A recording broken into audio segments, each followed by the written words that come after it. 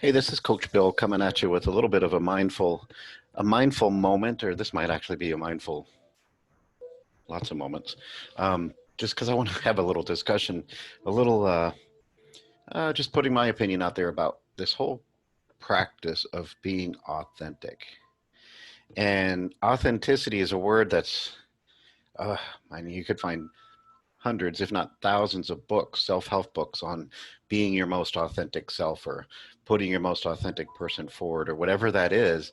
The difficult thing, and when I work with my clients in transformation and we talk about authenticity, is we kind of get the concept of it, but what do we do to get there? And how do we start to find our way to it in an authentic way, coming from our heart rather than the expectation of what we think it should be or what others tell us it should be? We need to focus on how it truly is. Um, and truly being authentic is kind of risky in this time when we're so overly connected uh, with our social media and our devices and that always being in contact with everyone else. When we're trying to fit in and be liked and be accepted as human beings, we have this we have this opportunity to put a different version of ourselves out there in the world. Generally, we only put out the good stuff. We only put out the stuff that makes us look happy and all. So we fall into this trap of comparing our life to everyone else's life, that when all they're sharing are their vacations and their celebrations and their joys and their happiness, and we start to say, well, what's wrong with me? Why don't I have that? But the truth is we don't see all the other turmoil that's going on in most people's life. So we kind of think it's all about the presentation of who we think we should be, not a reflection of who we truly are. So to really be authentic, we need to take off that mask, the mask that we're wearing, and start to live a life of truth. But where do we even begin with that? To truly be authentic means we need to start acting in ways that show our true self, how we really feel, not living up to the expectations of how people think we should feel, but how we feel. Showing people who we really are and what we really think about ourselves. Being whole and complete. The good and the bad and the in between, that's being authentic. But it's not easy. It takes some practice. But I can tell you why it matters. It matters because when we're not being authentic, we're telling ourselves that we aren't good enough, that we're trying to put up this facade. So we're hiding who we truly are. And that can lead us feeling disconnected from others. It can lead us into a place where we start to judge ourselves as not worthy because we're putting up this facade, but we know deep down inside there's more to us than that. So we need to work on letting stuff come up and determining what do we want to put out into the world and make sure it's coming from that place of authenticity. Make sure what we're putting out there is really us. Now, that doesn't mean we put up all the stuff. It just means we find a balance, balancing the inner and the outer aspects of ourselves in order to truly be authentic. Not so that we fit in, not so that we feel that's going to make us look more successful, or that we have to put up this facade to find true love in our life. We shouldn't be so driven to find our place in society. We all want to be respected for fitting in. But the truth is it really about fitting in, or isn't our life about making our mark in the world and changing things or leaving the world a better place? Being authentic allows us to do that. If we start copying everybody else, then we're just making the same mark that everybody else is making. So we have to take a step back. We have to take a step back from the society that values superficiality by these facades that we put up. This these this striving for perfection by comparing ourselves to others, or this need or this feeling that success is defined by how much money we have in the bank or how big our house is or how new our car is. But to be authentic, we don't need any of that stuff. It's the messages that we put out that makes us who we are. The reason it's so difficult is that from the time we were born, people started to put their stuff on us. People started to put their expectations on us. They started teaching us their belief system. They started telling us how we should feel and think and act. We get pulled out of that light, that authentic light that we have inside of ourselves. And that version of ourselves that we start to become is our adaptive self, our self that truly wants to fit in. It prioritizes fitting in and getting along with others and generally doing what we're told or what we think will make us fit in or be loved or be accepted. But that self doesn't really have a whole lot of value and purpose because our purpose is to make our mark in the world. Our value is to share the things, the passion, the creative energy that we hold inside. Our adaptive self is running our life, but we want to turn away from that. We want to connect to our authentic self, to reclaim that power. The self that prioritizes living according to our values, living a life that's aligned with our purpose and passions, and fighting for the causes that we care about, even if it makes someone not like us. The authentic self is buried deep inside of us, and the more we push it down, the further down it goes. So we need to practice letting it come up. We need to practice peeling back all the layers of stuff so that we can start connecting the dots to all the things that we feel connected with. So to do that, we need to take a step back. It's a step back from that busyness, a step back from that overthinking mind. Meditation, of course, is a great tool to do that, but you don't have to meditate to do this.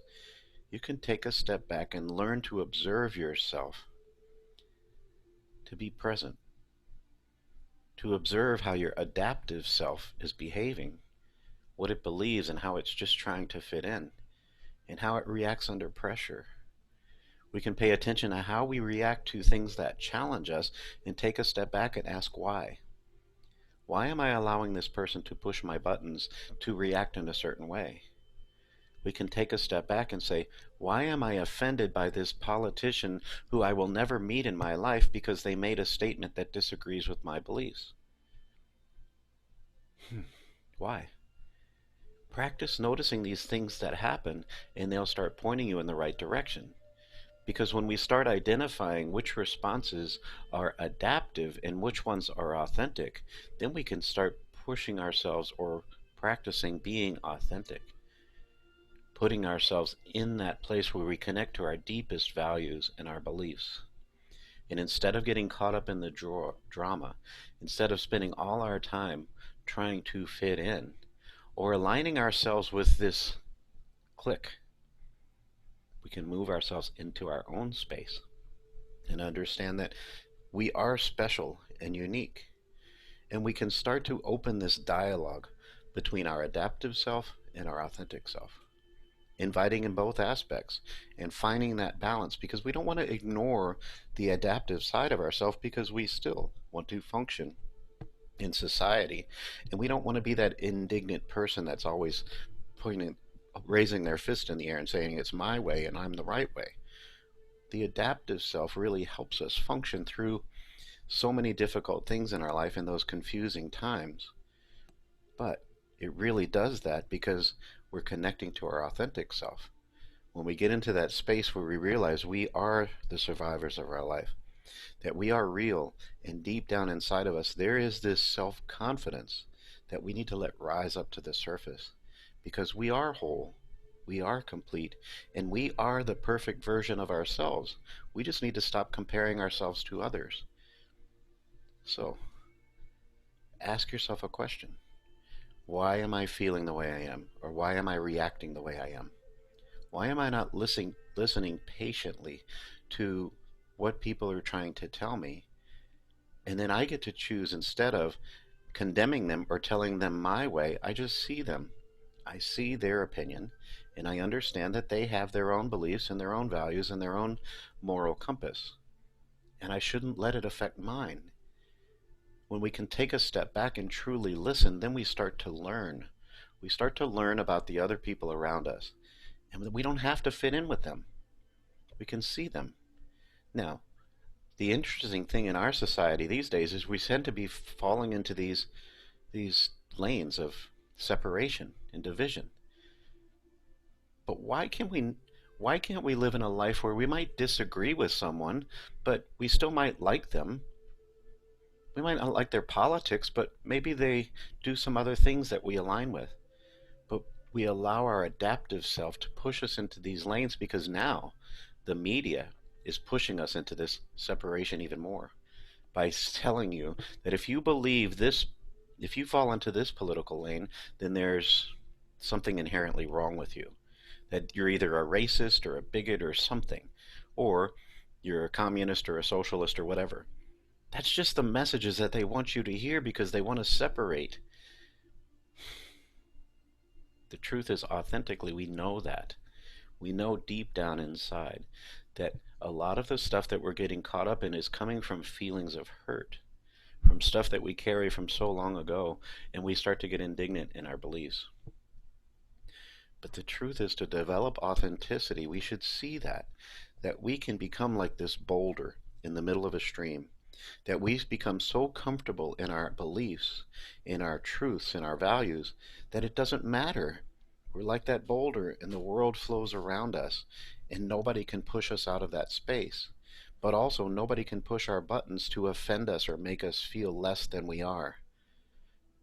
I am whole. I am complete.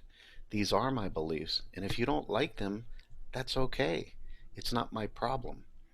The adaptive self wants to fit in, and we all want to fit in, but we could be able to find some balance, to acknowledge the truth that deep down inside, I can look at people I disagree with and still see them as good people. I can still see the goodness in the world instead of focusing on all the terrible things that are pointed out to us. We should examine our doubts. When exploring our authentic self, we sometimes will feel unsure about whether we're heading in the right direction, and that's where we start asking the questions.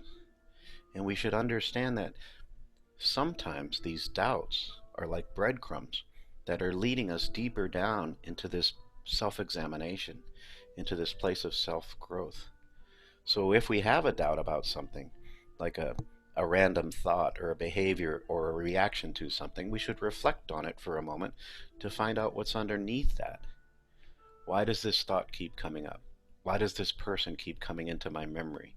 Why do I keep feeling this way when I do this thing? We can say, is this leading me more to the place I want to go? And as we start practicing and as we start developing and connecting to our inner core beliefs, we start to develop the courage to face our fears, the courage to stand in our truth, the courage to be who we are. So when we touch upon those moments of strength, we can see that our heart races, that we feel a passion deep inside, and we start to naturally feel that this is what I believe. It takes practice, though. We need to really start to explore our values, to discover what integrity means to us, to understand what it would mean to allow our light to rise up more to the surface. At the core of each and every one of us, there is a light of love and compassion. And it takes self-love to let our authentic selves start to come out. Embedded in each and every one of us is a compassion within ourselves, a compassion that sees, yes, we have made mistakes, but everyone makes mistakes. Life isn't about being perfect. Life is about learning from those mistakes. And the way to increase our self-love is to set aside some time to just breathe, to just be with ourselves, to understand that this is what this is all about, to slowly open ourselves up to just be present with ourselves and draw in that energy and feel that breath sink deep into our heart. Just taking that time to simply be with ourselves allows stuff to come up, and we let it come up, and then we determine what we're going to do with that. That's the practice. And we allow ourselves to release the patterns and the beliefs that no longer serve us. When we come across a thought or emotion or an action that doesn't represent our authentic self, we work on letting it go. And it takes work. We can do things like meditate or visualize or just imagine how it would feel if we let that thing go. We could imagine if we take something like a limitation or a belief and we write it on a piece of paper. It's almost like it's getting out of our head and putting it on the paper, and then we can imagine tearing that paper up or burning it or letting it go, and that's a release. We can almost visualize it like a helium balloon, and we put that message in that balloon, and we can imagine it drifting away. These tools sound kind of maybe simple or contrived, but they really do work. That's what we practice on, sitting and being present. And when that thought comes up, and I say, no, that's not me, I visualize it drifting away from me. It's powerful, but it's a practice. So those are good tools that we can use. But understand that to truly get back into our authentic self, it takes time. And not many of us are very patient. We're not really good at taking our time because we become addicted to having to have the answer right away. To pick up our phone and find the answer on Google when the truth is the answers are deep inside. Sometimes so much stuff is hidden deep inside of us that it takes a lot of practice to peel back those layers, to get into that place where we accept sometimes this raw awareness that might disrupt the things that we believed for a while. But that's how we heal. That's how we move forward. That's what it's all about. And then once we get into that place where we start connecting to our authenticity, I can tell you one thing that makes a difference is to make telling the truth a habit. Be honest. Be honest. But be honest only when it's necessary.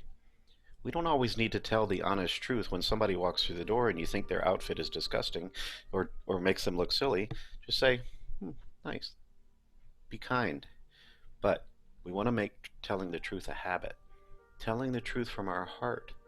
Because the more little lies we tell, I can tell you they just get bigger and bigger and bigger. And the more stuff that what you practice grows stronger. And the more you tell all these little lies, it takes up more space inside of you. It's the truth. I've been there. We get into that space where we understand deep down we are flawed. But being honest, we can tell our subconscious that even our imperfections are acceptable. So therefore we are acceptable. And that's okay. We make mistakes.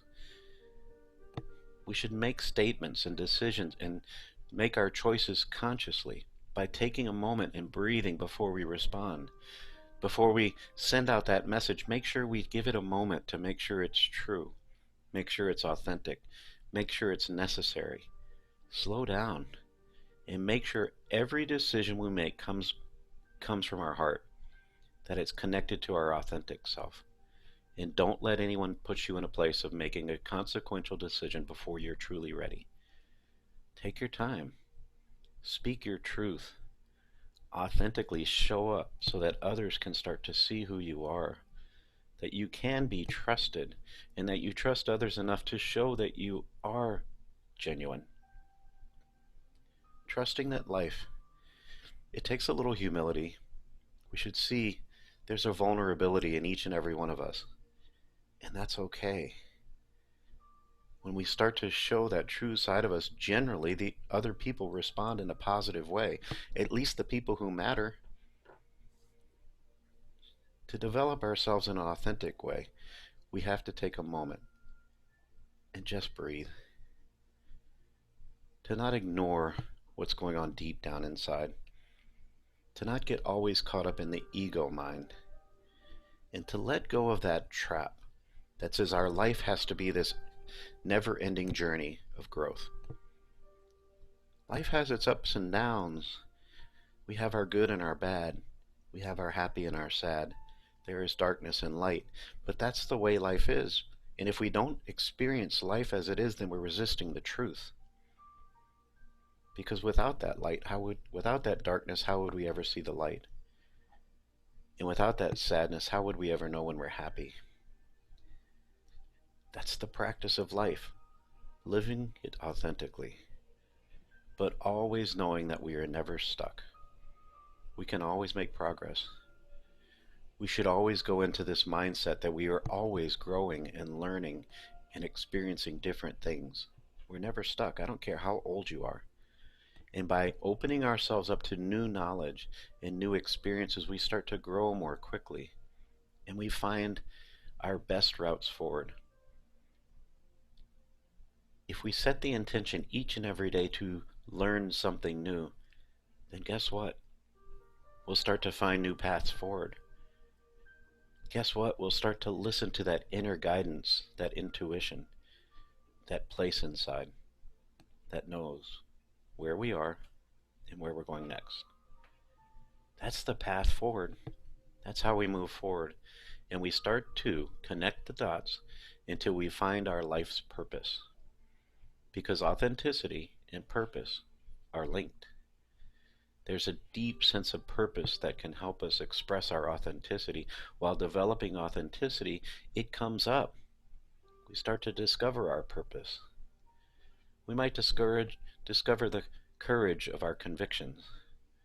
We might want to burst forward with a passion to accomplish something new, to move our life in a different direction, or to embrace something that's going to bring positive change to our life and to the world around us. We may have something that we want to write, a book, a poem, a book, something. We might have a new business we want to start. We might have some vision. We might want to go out and volunteer or help in nature. It all begins by opening ourselves up to re-examine where we are right now and what we want to do with that.